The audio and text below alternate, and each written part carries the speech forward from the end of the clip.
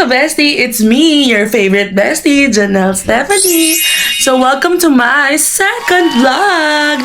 Guys, sorry natagalan ako mag-upload ng second vlog dahil ang dami nangyari, marami akong preparations na ginawa. Pero ngayon, ikukwento ko na sa inyo kung saan ba tayo pupunta ngayon. Dahil ngayon ay pupunta tayo sa pinakasikat na tourist destination dito sa Pilipinas. Kumbaga almost everyone pinangarap or nakapunta na dito. And grabe talaga yung lugar na to. Nagkaroon talaga ako ng curse simula nung pumunta ako sa lugar na to. And siguro naman nakita niyo na sa title or may idea na kayo dun sa thumbnail ko. Pero today, we are going to Boracay!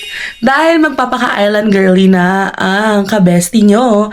Dahil last year, minanifest ko to na sana makatira ako sa Boracay. Please abangan nyo ang buhay ko at for sure, more Boracay vlogs for us like mga daily life ko, ano ba yung mga ginagawa as a local. Kiniklaim na agad maging local sa Boracay. And guys, nasamahan niyo ako today simula sa airport hanggang sa pagpunta ko sa Boracay. Today is January 21. 12:40 na po ng tanghali. Ang flight ko ay 2:55. Doon malapit lang naman kami sa airport pero samahan niyo pa rin ako sa aking journey sa paglipat ko from a city girl to an island girly.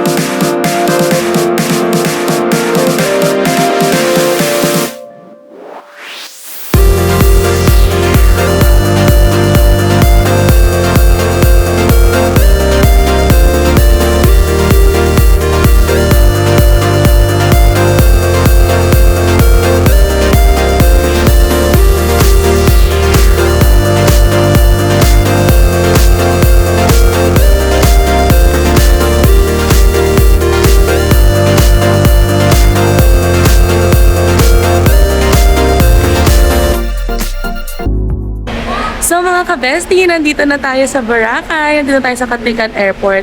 And waiting lang ako ngayon sa baggage claim namin. Ayan. Ayan yung baggage claim, guys. And waiting lang ako. And hindi na ako nakapag-vlog masyado on the way kasi nagmamadali kami. It was so traffic going to the airport. Tapos 2:10 na sakto ako dumating na boarding na. Kaya ayun, and then alam nyo naman, hindi masyadong pwedeng mag-vlog sa plane. So, hindi ako masyadong nakakuha ng clips.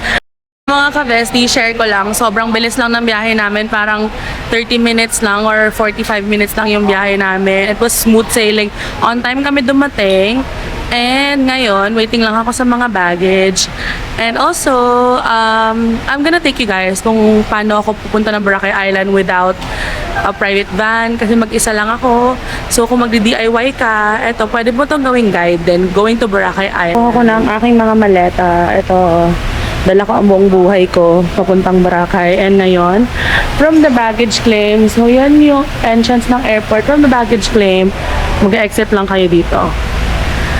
Yan, diretso lang hanggang sa dun sa may mga lumalabas. And then, dyan na kayo pwede maghanap ng mga tricycle sa labas ng airport gate. Dito na tayo ngayon sa terminal ng tricycle.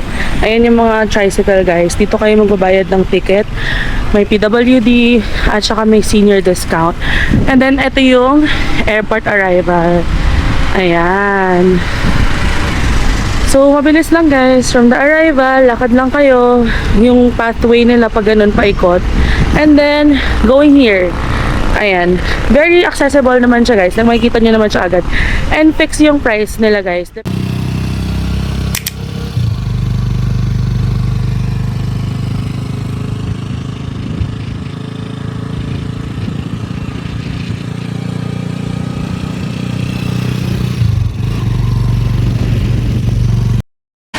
So guys, nandito na tayo sa Katiklan Port. So, 'di ba yung sa pinakita ko sa inyo kung paano nag-tricycle from the airport to the Katiklan Port. So, 150 pesos lang yun. Ako lang mag-isa doon, special na yun. Although, same rate lang din naman for all the passengers. Either kung may kasama ka or ikaw lang mag-isa.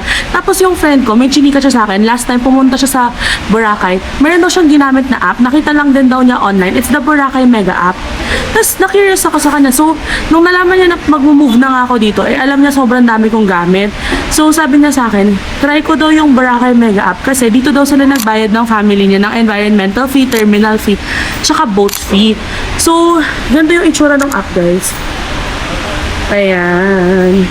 Yan. As you can see, ngayon ko lang din gagamitin tong app na to. Although nakagawa na ako ng account, flash ko na rin dito yung QR code. From your e-wallet, pwede ka pala mag-top up dito. Tapos yun na yung pambayad mo. Tapos scan mo lang yung QR code, papakita mo lang daw sa port. Yun yung sabi ng friend ko. Tapos seamless na daw talaga. And, ngayon na dinownload ko yung app, ito dapat yung magiging itsura ng app niyo. Tapos, ano lang naman siya, very straightforward. Kung, kunyari, gusto nyo top up, ayan, mag-top up kayo, e-Boracay, tapos, dito na kayo magbabayad ng mga fees. Ang sabi ng friend ko, sobrang nakahelp daw to nung nagstay sila dito sa Boracay. So, titingnan natin kung talagang totoo ang sinasabi ng friend ko na yan. So, update ko lang kayo guys. Mag-chill-chill lang din muna ako dito kasi medyo napagod ako. Tsaka alam mo, for a solo traveler like me and may kasamang or kahit may mga kasamang pamilya na walang pasensya sa pagpila.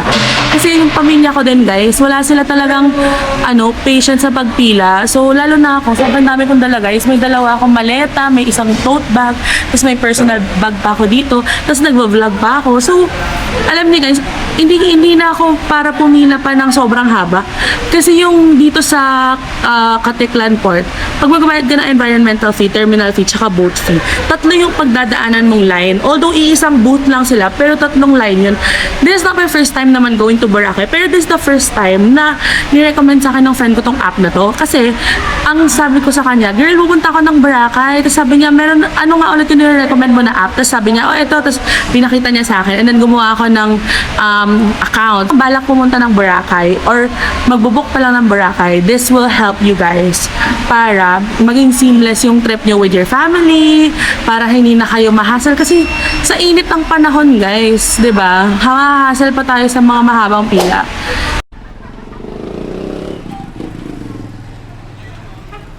Dito na tayo ngayon sa Jetty Port, sa Katiklan Port. At masakay tayo ngayon ng boat papuntang Boracay Island. And gagamitin natin si Boracay Mega App guys, yung nirecommend ng friend ko.